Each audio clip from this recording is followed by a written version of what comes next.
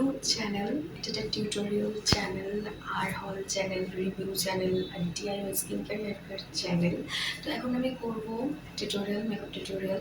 এই ড্রেসের সাথে কীরকম মেকআপ তোমরা করবে, তো সেই মেকআপে তোমাদের সাথে শেয়ার করব। এখন আছি বিয়ার ফেস, আমার কোনো মেকআপ নেই, একদম নর্মাল লুকেই আছি, কোনো মেকআপ টেকআপ কিছু নেই, জাস্ট ঠিক আছে। তো তোমাদের সাথে তার আগে ইন্ট্রো করছি, দেন আমি মেকআপে যাব।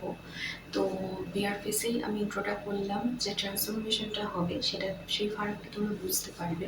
আর এরকম ওয়েস্টার্ন ড্রেসের সাথে তোমরা কীরকম লুক করবে সেটা শেয়ার করবো। হেয়ারের ভিডিওটা তোমরা নেক্সট, হেয়ারের তোমরা আমি যে কার্ল করবো, স্ট্রেট করবো, ডিটেলস তোমরা নেক্সট ভিডিওতে পাবে, যে কীভাবে কার্ল করে, কীভাবে হেয়ার স্ট্রেট করে, স্টেপ বাই স্টেপ আমি ভিডিও আনবো, টিউটোরিয়াল আনবো, তোমরা চিন্তা করো না। বাট এই ভিডিওতে তোমরা হেয়ার কার্ল আমি কীভাবে করছি, স্ট্রেট কীভাবে করছি, আমি অফ ক্যামেরায় করবো, সেটা তোমাদের সাথে শেয়ার করবো না, কারণ ভিডিও অনেক বড় হয়ে যাবে তার জন্য।